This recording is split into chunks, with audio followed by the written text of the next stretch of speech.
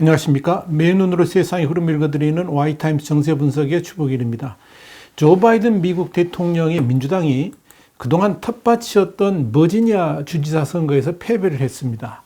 이 뉴저지 선거에서는 겨우 신승을 했습니다.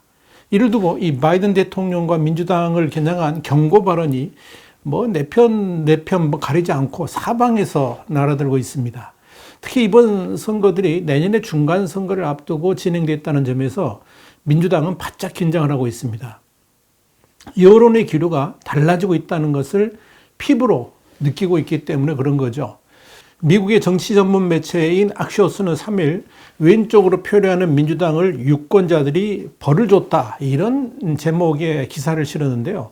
여기서 2일 치러진 선거에서 버지니아 주지사 선거에서도 졌고 이 하원마저도 공화당이 넘겨줬다 그러면서 쉽게 이길 것으로 예상했던 뉴저지 주지사 선거도 신승했다라고 지적을 한 겁니다. 그러면서 2일 치러진 선거는 2022년 중간 선거를 앞두고 민주당을 향한 경고였다라고 평가를 한 겁니다.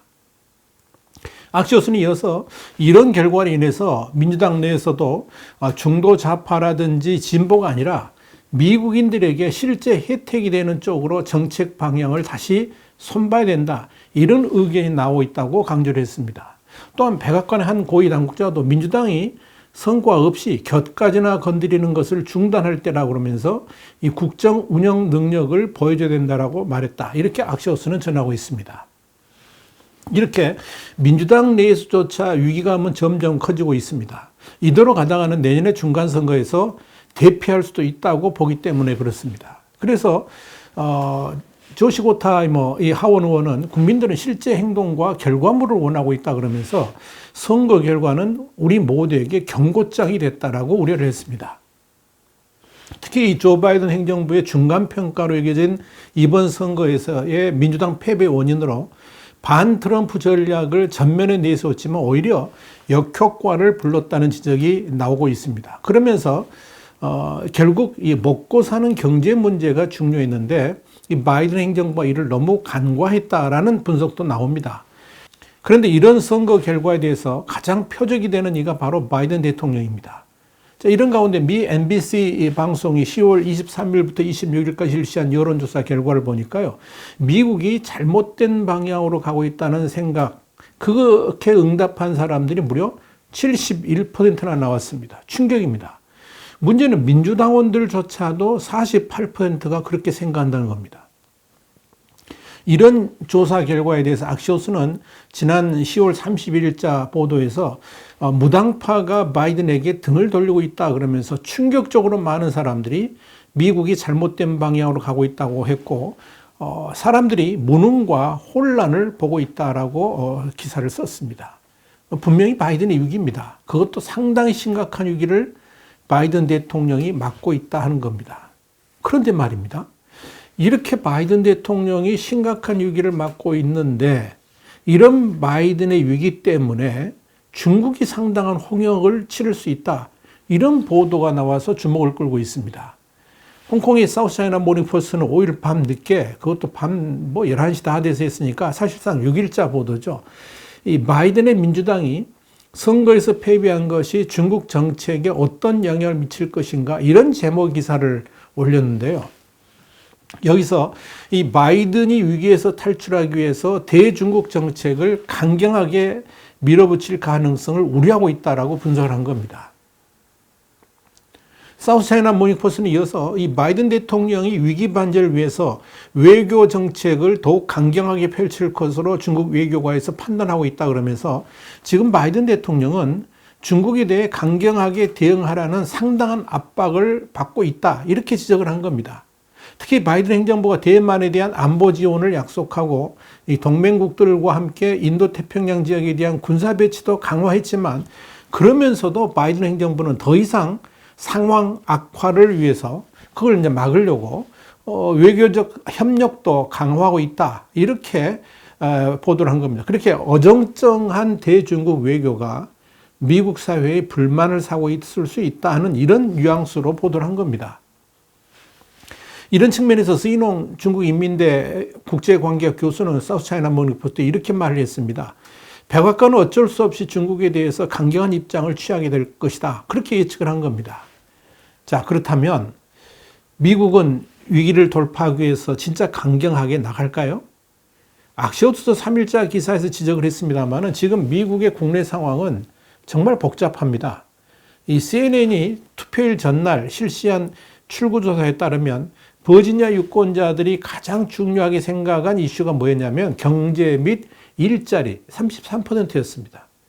결국 이번 선거에 가장 영향을 미친 요소가 뭐냐? 코로나 재확산으로 인한 성장률 둔화 문제를 중심으로 해가지고 물류 대란에다가 이로 인한 물가 상승 같은 이런 경제적 문제가 바이든의 발목을 잡았다. 이렇게 보시면 됩니다.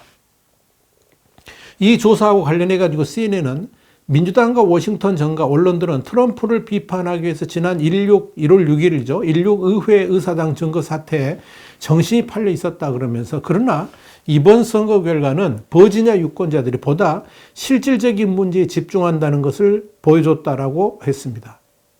결국은 유권자들이 먹고 사는 문제, 그러니까 경제 문제가 핵심 현안인데 바이든 행정부가 이 문제를 정면으로 돌파해 가기는 지금 사실 현실은 녹록지가 않습니다. 이 바이든 대통령도 선거 결과 나온 후에 가장 아쉬워한 것이 뭐냐? 바로 중점 어젠다인 인프라 복지 예산안 처리가 민주당 내부 갈등으로 지연됐다 하는 점을 들었습니다. 이 예산안이 제가 이 방송 녹화하기 들어오기 직전에 미국에서 통과가 됐었습니다. 이런 부정적 상황이 선거 결과에 영향을 미쳤다는 거죠. 그런데 유권자들의 진짜 불만은 이 바이든 대통령이 백악관에서 수차례 회의를 주재했음에도 불구하고 예산안 협상 과정에서 당내 합의를 이끌어내지 못한 그런 무능력에 좌절감을 느끼고 있다는 거죠. 한마디로 말씀드리면 리더십에 문제가 있다. 이런 지적을 하는 겁니다. 이와 관련해 가지고 뉴욕타임스는 당내 인사들 일부는 바이든 대통령이 공급망의 병목 현상 그리고 인플레이션, 아프가니스탄 철군 과정의 혼란 등 상황에서도 사회복지 예산안에 매달린 것이 국정 수행 역량에 대한 신뢰감을 약화시켰다라고 느끼고 있다. 이렇게 보도를 한 겁니다. 이런 경제적 상황 악화에 대해서 바이든 대통령에 대한 국제적 리더십도 대유기를 맞고 있습니다. 물론 지난 트럼프 정부 시절에 현저하게 뭉개진 동맹국들의 이 미국에 대한 차가운 시선을 다시 되돌리기 위한 노력으로 인해 가지고 아직까지 미국의 리더십이 제대로 가동되지 못하는 점도 분명히 있습니다. 그래서 바이든 대통령이 아무리 미국이 돌아왔다고 하시지만 국제사회는 미국에서 대통령이 바뀌면 다시 미국 중심으로 돌아가지 않겠나 이런 불안감도 남아있는 게 현실입니다. 이번 G20 정상회의가 끝난 다음에 바이든 대통령의 모두 발언이 나왔는데 그 직후에 나온 첫 질문이 뭐냐면 공교롭게도 당신이 미국이 돌아왔다고 말할 때 세계는 왜 미국이 정말로 계속 남아있을 것이라고 믿어야 되는가? 이런 질문이었습니다. 여기에 대해서 바이든 대통령은 그들은 경청했다. 모두가 나를 찾아왔다. 그들은 우리의 견해를 알고 싶어 했다. 그리고 우리는 이곳에서 일어난 일을 이끌었다. 미국은 이곳 전체 의제에서 가장 중요한 부분이었다. 이렇게 답을 했습니다. 그러니까 이 동맹과 갈등을 빚었던 도널드 트럼프 전임 행정부 때의 불신을 싣고 미국이 다자 외교 무대 중심에 다시 섰다는 설명을 상세하게 한 겁니다. 그런데 문제는 바이든의 위기가 눈앞에 닥치니까 과연 2024년 이후에도 바이든 행정부가 지속될 수 있겠는가 하는 의구심을 갖고 있는 것이 지금의 현실입니다.